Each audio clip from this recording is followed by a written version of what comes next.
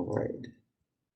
So good afternoon, and thank you for joining us during your lunchtime. My name is Mike Garcia with the Fairfax County Department of Transportation, and I want to welcome you to this meeting to discuss the Route 7 Bus Rapid Transit Study. This is the first of two public meetings in this round for the study. The second one will be next Wednesday, March 24th at 7 p.m. This meeting will end at approximately 1:10, so we expect more people's lunch out. The Route 7 BRT alignment runs from the Mark Center in Alexandria to Tysons. We are here to discuss the three alternative alignments from I-66 to Spring Hill Metro Station in Tysons and provide a staff recommended alignment. The preferred alignment will then be provided to the Northern Virginia Transportation Commission, NVTC, to be incorporated in their final phase of the Route 7 BRT study this summer. We want to hear any comments you may have of the staff recommended alternative. Now let's set a few expectations. Before we begin the meeting, I want to review some guidelines so everyone can participate and get the most out of this meeting. Please note that this session is being recorded and may be shared on social media such as YouTube. We will answer all questions at the end of the presentation. However, you may choose to type your questions into the Q&A box located at the lower right of your screen. Please look for the three dots, either at the end of the presentation, or you may submit your questions along the way during the presentation. For people calling into the meeting, we will provide instructions for how to ask your questions at the conclusion of the presentation. You can submit your written comments to the email that will be provided at the end of the presentation. We ask that you do not use the chat feature to comment or ask questions, as someone may be joining us by phone, and we want to ensure that everyone can equally participate and hear all of the questions. The chat feature is enabled so that you can ask the host for technical assistance only. I would like to recognize other FCDOT staff that you may hear from this afternoon, including our presenter, Sean Schweitzer, and Assistant Project Manager, Nandita Parakar. We're also joined by Tom Bashani, the Director of the Fairfax County Department of Transportation, Farouk Hasanajan, our host and the person who can help with any technical assistance, and myself, Mike Garcia. I'm the moderator for this event, and I'm the Chief of the Transportation Planning Section. Sean, let me take it away. Thank you, Mike.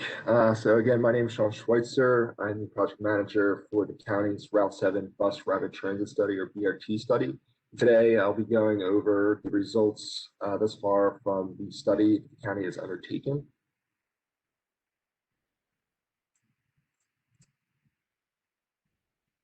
So a little bit about the agenda for today. Do an introduction on what BRT, or Bus Rapid Transit, is. Then I'll look into the background of the study and the purpose of why we're completing the study. We'll look at the study process on how we came about on the three alternatives that I'll be discussing. We'll go over the goals, objectives, and performance metrics that we used in this study. Then we'll go into alternatives development, the three alternatives that we selected for simulation, as well as comparing the alternatives to the performance metrics that will be outlined. And then we'll go into the preferred alternative that FCDOT recommends, as well as next steps and questions and comments. So what is Bus Rapid Transit, or BRT? BRT is a more efficient form of local bus, which typically operates in its own exclusive lanes. BRT usually has enhanced stations with raised platforms for level boarding, smart fare options, real-time passenger information, and bus times. BRT has more frequent service with a distinct route than local bus. Stops usually are more limited than local bus and are generally distance about a quarter to a half a mile from each other. BRT is comparable to light rail, but has a lower capital cost. Over here to the right, you can kind of see some graphics illustrating BRT bus stops and routing. So a little bit of background on how our study came about. The Route 7 BRT study was initiated due to NVTC's, or the Northern Virginia Transportation Commission's, Envision Route 7 study, as well as other projects that the county is currently working on along the Route 7 corridor in the Tysons area. Envision Route 7's Phase 2 concluded that BRT from Tysons to the Mark Center was the preferred option. Phase 3 of their study looked at right-of-way needs along the route and making sure counties were preserving the needed right-of-way down the road for the BRT to be implemented. And phase 4, which will start this summer, will look at the transportation analysis, which is what we are doing in our study currently, and we'll be incorporating into their study this summer. So here on the right, you can kind of see the entire Route 7 BRT corridor from the March Center to Spring Hill Metro, but the box right here is where we'll be focusing on today. So why are we doing this study? The purpose, and as you can see here to the right, is the corridors that we are looking at for BRT within the Tysons region. The things that we were looking at were routing, what corridors will the BRT be using in Tysons, the alignment, are we looking at median running exclusive BRT, are we looking at BAT lanes, which are bus and turn only lanes, exclusive curb lanes, or a mixture of all these different types of alignments. We'll also go over the cross sections. What do the cross sections look like throughout the Tysons area along the alternative segments? And then also the proposed BRT stops along these 3 alternatives that I'll be getting into. So this is the study process. This chart shows the process that was undertaken for the study. The study included assessment and evaluation phases, with the assessment phase including the quantitative and qualitative planning analysis, and the evaluation phase including transit and traffic operations analysis and the coordination with stakeholders and other agencies such as VDOT and NBTC. Prior to the pandemic, FCDOT held a meeting in early March of 2020 to gain feedback and comments from stakeholders along the route and present the performance metrics on how the alternatives were being selected during the assessment phase, where we established goals, objectives, and performance metrics for the study.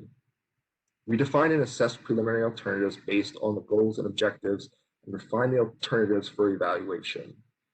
The evaluation phase included detailed traffic analysis for the selected alternatives. We also collected data, or the traffic counts, for the corridor May 2018, and conducted the existing and future no-build conditions baseline analysis as well. We then evaluated the refined alternatives for 2045 conditions and selected the preferred alternatives based upon the comparative analysis of the alternatives. And currently, we are at the stage of presenting the findings and seeking to select a preferred alternative with the public's input. That's represented right here where the star is. So here's an overview of the various performance metrics that were used in analyzing the alternatives, and they're highlighted here. So for access and mobility, which looks at providing choices through accessible transit service, mode share and efficiency, which looks to increase transit usage and reduce single occupancy vehicle usage. Land use / economic vitality, this metric is to support economic development and land use goals. Equity, this is to meet the needs of all users, residents, workers, visitors, and disadvantaged populations. Safety, to improve safety for all users and general public. Environmental concerns, to minimize environmental impacts and improve air quality. And lastly, financial feasibility. This is to make sustainable, cost-effective investments in transit. These performance metrics were used in helping to pare down the selected alternatives from 9 to ultimately 3 alternatives to be modeled. The original 9 alternatives were a combination of different variations of the 3 selected, but with different BRT running alignments and termination points. So getting into the assumptions of the alternatives evaluation. So here you can see again 9 preliminary alternatives, and we pared that down to 3 final alternatives. And here in the graphic to the right, you can see the 3 alternatives. In the beginning, from I-66 to International Drive, all 3 alternatives will share the same route alignment, and I'll be getting into that in slides, in the next slides. But right when it gets to International Drive and Route 7 is where the 3 alternatives come into play. So for alternative 1, which is highlighted in blue, runs along International Drive and makes a loop around Spring Hill Road and Tycho Road. Alternative 2 is the smallest or shortest direct route, and that is highlighted in purple dots. It goes up International Drive and services the Tysons Corner Metro Rail Station. And alternative 3, which closely resembles MPTC study or assumptions, is highlighted in red, and it continues on Route 7 along to Tycho Road, and then ultimately to the West Park Transit Center here. So again, we assumed 10-minute headway peak periods for the peak periods, and then 15 minutes in the off-peak. Weekday service is from 5 a.m. to 1 a.m. and weekend service is from 6 a.m. to 12 a.m. We also look at or assuming articulated buses or accordion style buses with a capacity of 110 passengers with entry and exit in all vehicle doors. Transit signal priority was assumed for the entirety of the corridor, and transit signal priority works by extending the traffic signal green time for a phase, which provides right-of-way to BRT buses and minimizes conflicting movements. So it gives them the first go to move through the intersection without conflict with general traffic. And again, there will be enhanced bus stations along these alternatives, as well as the fares comparable to local bus routes. So going a little bit about the bike and pedestrian considerations.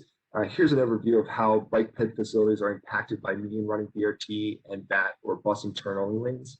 Median running BRT helps to create a median pedestrian refuge island, which is right here, to reduce crossing distance for people getting off the BRT. Passengers have less distance to walk with the median BRT stop, so less amount of lanes they have to cross instead of, with BAT lanes, you have to cross. If you want to get to the other side, you have to cross all lanes of traffic. So floating bus stops, which are shown here as well, they allow bikes to continue to travel without BRT passenger conflicts.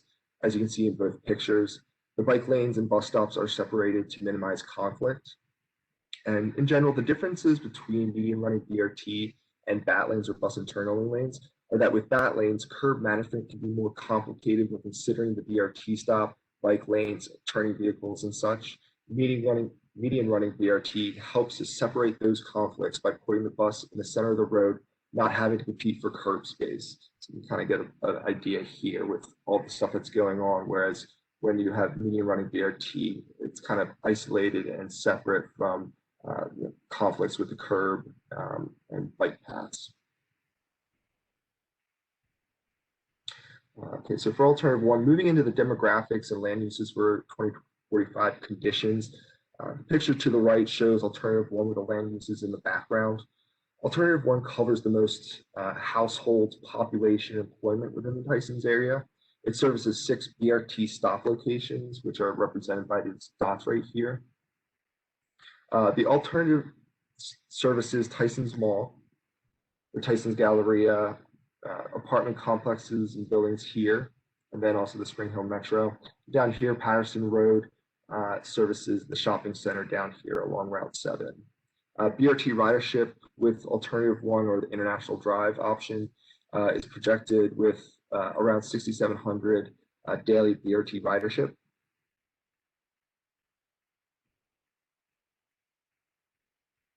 And kind of getting into the cross sections, let me just put this on.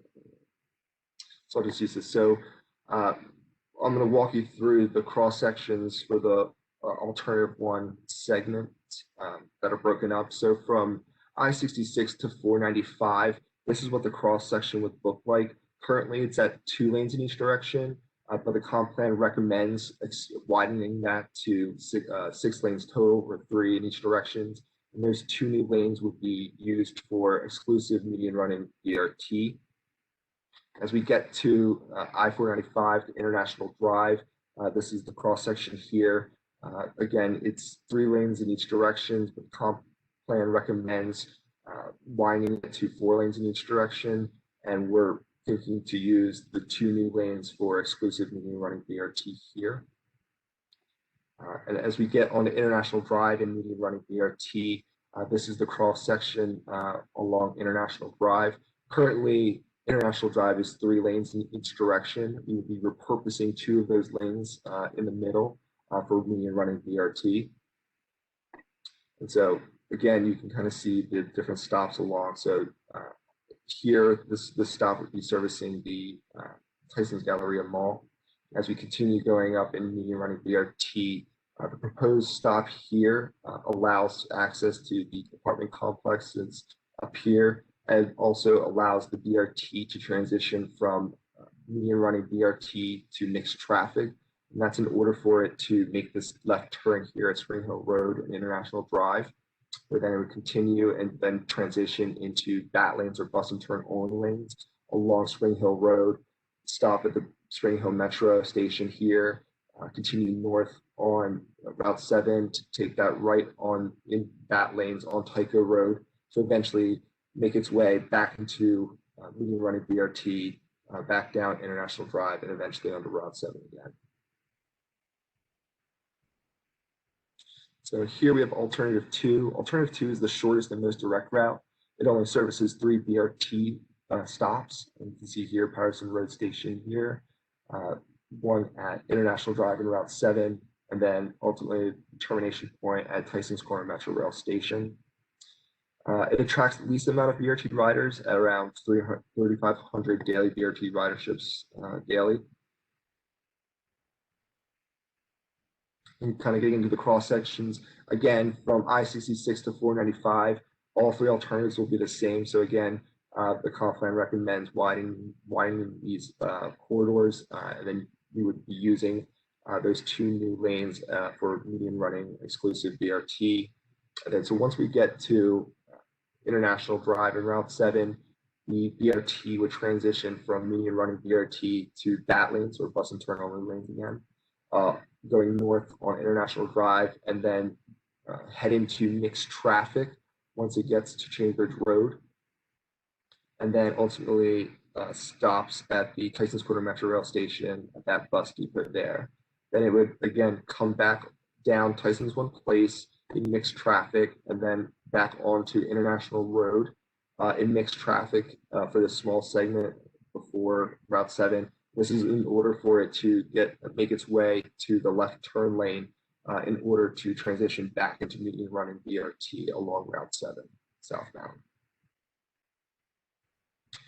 And finally, for alternative 3, alternative 3 has the most BRT riders, slightly higher than alternative 1 at 7,000 daily BRT ridership. Alternative 3 services 5 BRT stops.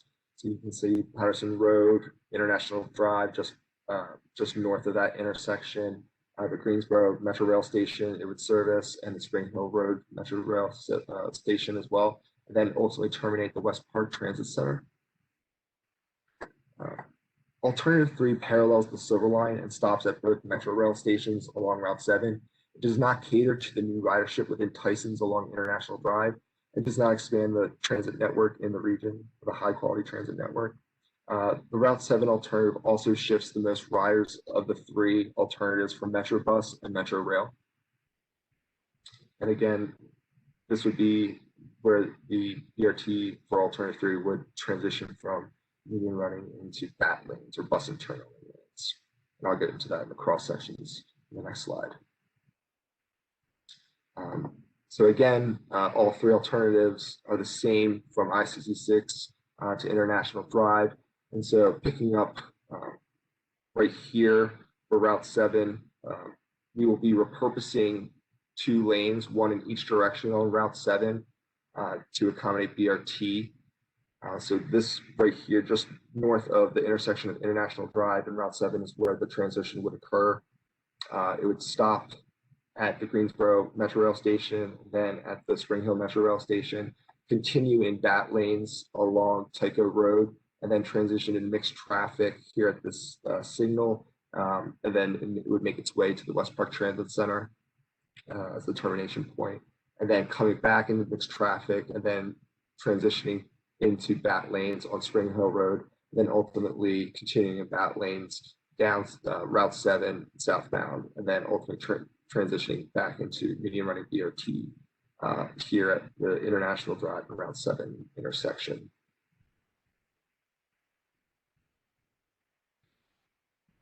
So here's an overview of the 3 alternatives overlaid with the proposed Tyson circulator routes that were defined in the Tyson circulator study for the future. So they're in the black dotted lines. The Tyson circulator routes currently are more fluid and can change in the future. You can see where each alternative overlaps and gives an idea of a more complete picture of the high quality transit network that's envisioned for Tysons.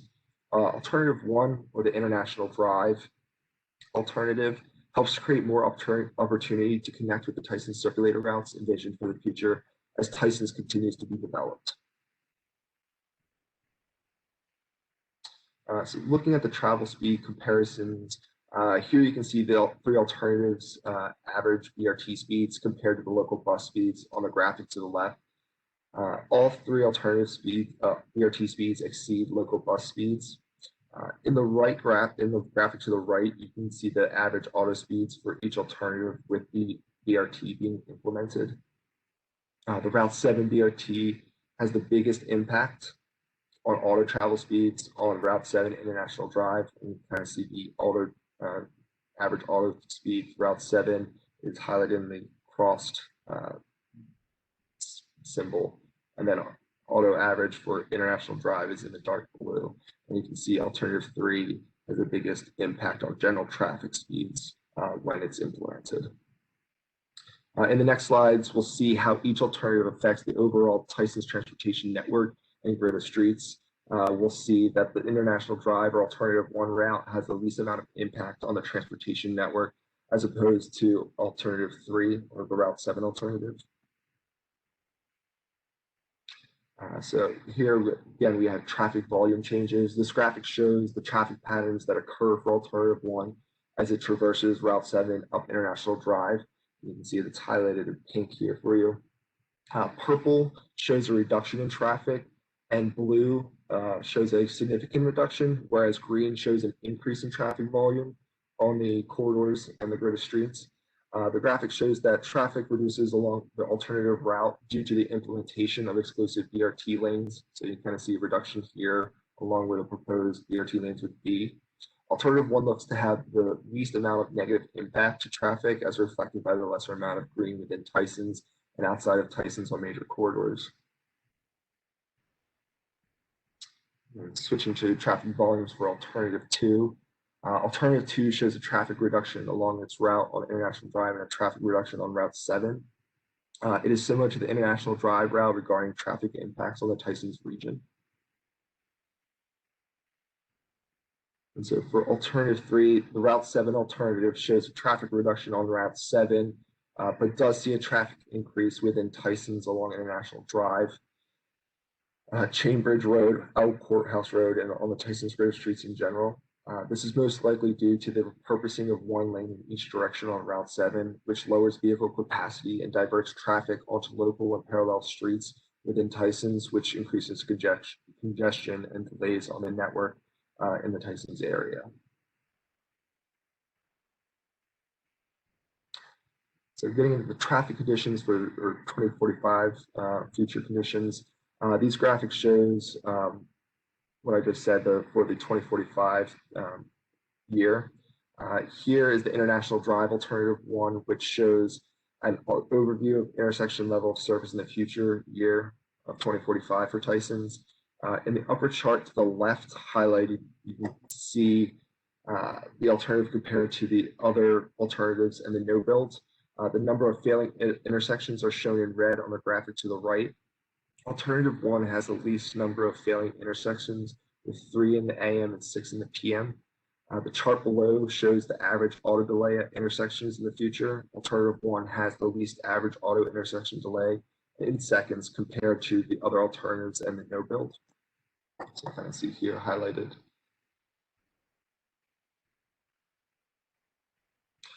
So alternative 2 does the second best with minimizing the number of failing intersections. It has 6 failing intersections both in the AM and the PM. Alternative 2 does better than the no build and the PM. It also has lower average automobile intersection delay in seconds than the no build for both AM and PM. And finally, for alternative 3 or the Route 7 alternative, it does the worst in the future conditions model with 6 failing intersections in the AM and 9 in the PM. It also performs the worst with automobile intersection delay than the other alternatives and the no build.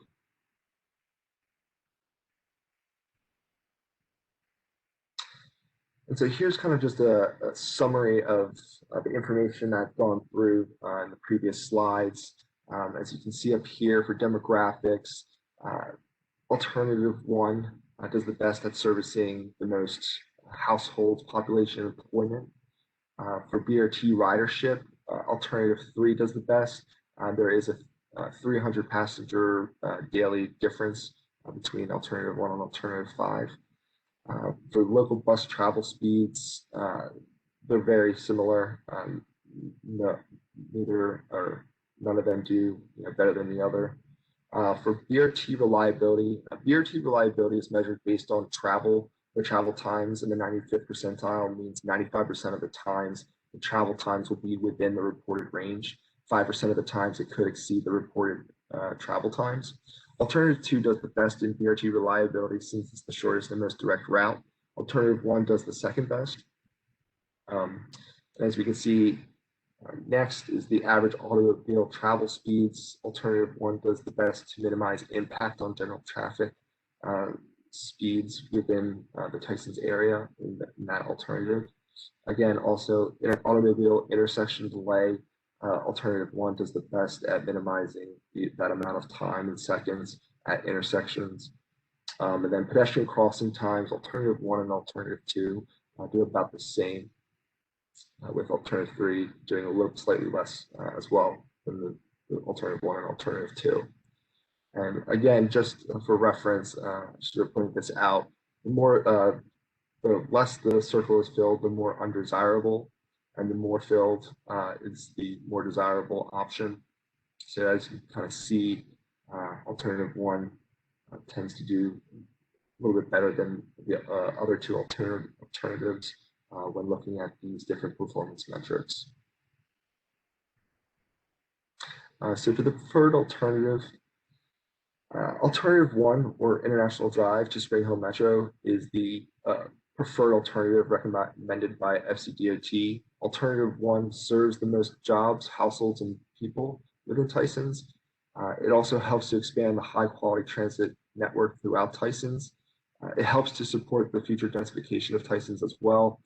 And finally, it minimizes the most negative impact on the transportation network in Tysons. So next steps, what comes next? We do have the public survey that can be accessed through this web link here, or there's a QR code that you can pull up your iPhone or cell phone camera and click here. Also, information about the Route 7 BRT study can be found here at this link. We're looking to wrap this report up by this spring/summer. And then again, the information and the analysis that we've come up with during this study will be included in the NVTC Envision Route 7 Phase 4, which is starting this summer, and it's looking at transportation analysis for the Falls Church area from I-66 to the March Center. And then I'll open it up for questions and comments. All right, thank you, Sean. Appreciate it. All right, I'm going to go over a little bit more instructions for everybody so you can ask questions or make any comments that you may have. So now I would like to open up the meeting for any questions or comments. Please use the Q&A function to type your question so that I can read it out loud. This feature is located at the bottom right of your screen. Please look for the three dots at the lower right corner. Please make sure your questions go to all panelists. Again, we ask that you do not use the chat feature to comment or ask questions, as someone will be joining us by phone, and we want to ensure that everyone can equally participate and hear all the questions. We will answer all submitted questions first before taking phone questions. If you are joining us by phone, please push *3, again that's *3, to raise your hand to ask a question. When it is your turn, I will call on you, and I'll ask the host to unmute you. And then you can ask your question. When you're finished asking your question, please push *3 again to unraise your hand. So after you've asked your question, the host will mute you and put you back in the queue so that we can get to all questions. If you are calling in and you are looking at the presentation on your computer, please move away from the computer to ask your question. We get a lot of feedback, so that it kind of doesn't allow for your question to come across clearly. So again, if you are calling in and looking at your computer for the presentation, please move away from the computer to ask your question. Depending on the amount of questions, we may not be able to address them all this afternoon. However, we will respond to all questions, and all the questions and answers from today's presentation will be posted on the project website. So with that, I'll see if there's any questions in the queue.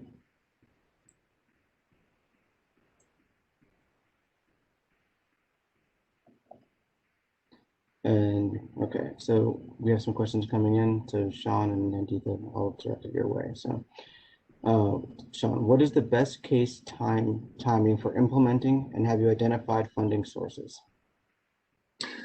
So for funding sources, we have not identified those funding sources yet.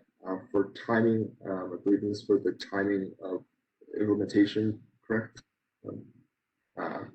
For implementation, right now, NVTC from their phase 2, I believe, was assuming around the 2030 year, but with the pandemic and the phases that are occurring now, that could be delayed a little bit.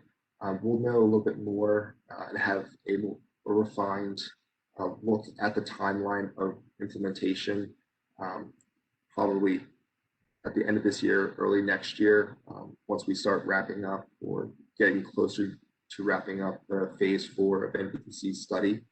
That will look at the transportation analysis along the corridor and kind of see where we are at that point in regards to the timeline. All right, thank you, Sean. And to reiterate, it's a little too early for us to have identified sources of funding. We're still in the study phase. Next question. Especially given the potential for impact on traffic in surrounding communities, are there any considerations on bus service into communities surrounding Tysons, such as past the toll road down what becomes Spring Hill Road?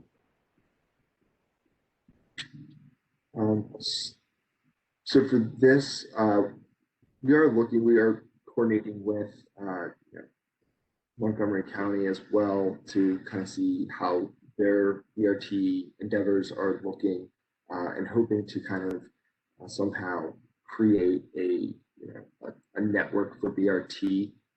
We are looking, more so we focused on the Route 7 corridor and in the Tysons area, just because we wanted to get a better idea, looking at the NVTC study to understand how BRT would work in Tysons and what corridors would be viable options, and also areas that most people want to go to for employment, leisure, things of that nature, how that would play into what the route would look like.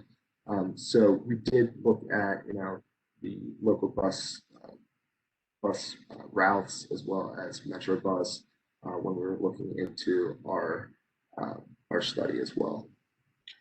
And I'll also point out for everybody that we're kind of focusing on an alignment, and as soon as we have the alignment kind of figured out and we have results from the survey, that'll help us talk to our connector folks to see if we need to adjust any of the alignments in the future when this BRT becomes more implementable. We have sources of funding identified to see if we need to make any changes to the local service. So Mike, this is Tom. The other thing I would want to say is, in the meantime, if people do have suggestions for specific bus routes, you can always submit those. You can submit those to fairfaxcounty.gov/Fairfax Connector at any time. So if you have some specific questions, I think we also have an email address. I believe it's fcdotinfo@fairfaxcounty.gov.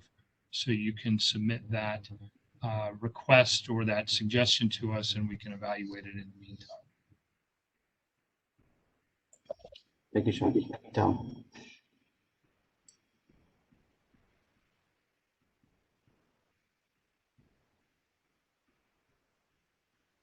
And so while additional questions are coming in, I just want to kind of put a reminder out there that you can get additional details for the study at the website located on the page. And for people listening, it's www.fairfaxcounty.gov/transportation/study/Route 7-BRT.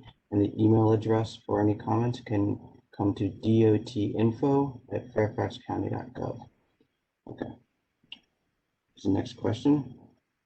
What Metro bus and connector routes would Metro bus and connector routes be able to use the median busway on International Drive when it's finished, or would that be exclusively for the BRT buses? So for the median running BRT, that would be exclusively for just the BRT. We can most likely incorporate them with where bat lanes are associated. So usually around the Spring Hill and Tyson's Road area. But for purposes, I think it would be too much of a conflict if we tried to run too many buses or try to put them in the BRT lanes just for functionality purposes.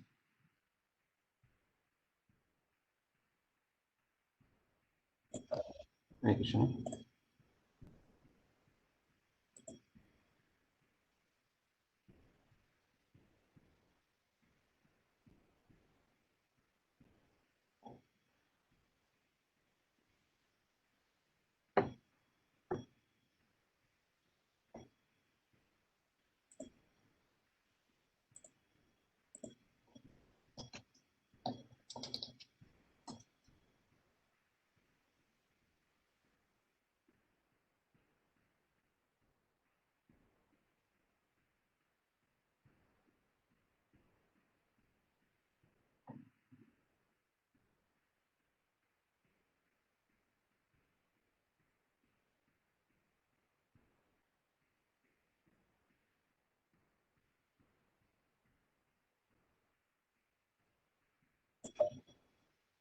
And for anyone who doesn't want to email or look at the project website, you can call us to submit any comments at 703-877-5600. So what we'll do is we'll see if any other questions come in either by phone or by email by the Q&A chat, and then if we don't have any more questions in the next 2 minutes or so, we'll go ahead and say thank you very much.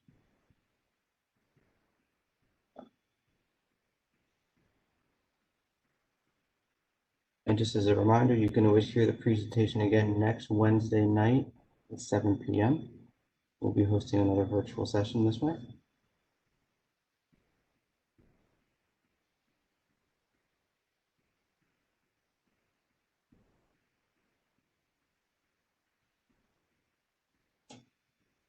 And we do encourage everyone to please take the survey, and if you could make sure that you tell anyone else about this particular study, if they can take the survey too. It's our best way to hear from everybody and see what their preferences are, as well as provide any kind of additional comments. We do have free form comment in there that you can provide any additional information.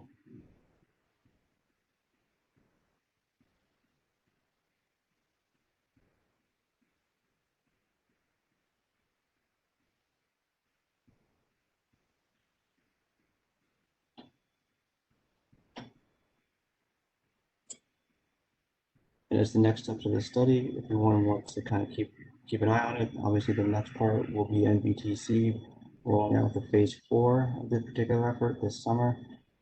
So hopefully at that point we'll be able to kind of finish off the BRT study and then see what they'll have. I think they will also have public engagement as well with that one. So this isn't the last time you will hear from the study. It's only the beginning. All right, while everyone is contemplating whether they want to have additional questions, I'll go ahead and read the final script I have and see if there are any other questions come up. So we have come to the end of the meeting, unless I receive any more questions. As a reminder, please visit the project website for additional details at www.fairfaxcounty.gov/transportation/study/route7-BRT. The recording of tonight's meeting will also be posted to that project webpage. You can also email us at dotinfo@fairfaxcounty.gov or call us at 703-877-5600. Finally, you can mail comments to Fairfax County Department of Transportation, 4050 Legato Road, Suite 400, Fairfax, Virginia, zip 22033.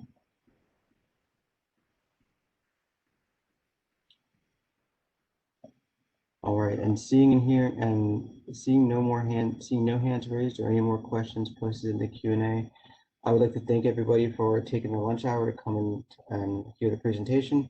Again, please remember to take the survey, and we look forward to hearing what you have to say. Thank you very much, everyone. Have a good rest of the day.